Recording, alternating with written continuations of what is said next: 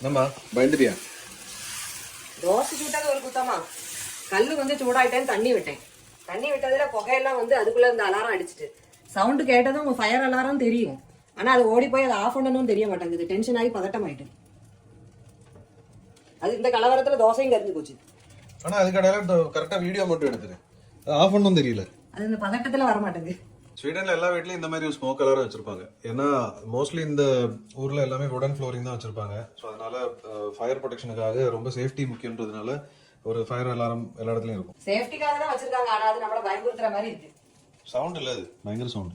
ஸ்வீடனுக்கு நீங்க புதுசா வந்திருக்கீங்க, குக்கிங் பண்ணும்போது இந்த மாதிரி அலாரம் அடிச்சதுன்னா பதட்டப்படாதீங்க. இதுல ஒரு ரீசெட் பட்டன் இருக்கு. டக்குன்னு ஏறி இந்த ரீசெட் பட்டனை பிரஸ் பண்ணிட்டீங்கன்னா இந்த அலாரம் ஸ்டாப் ஆயிடும்.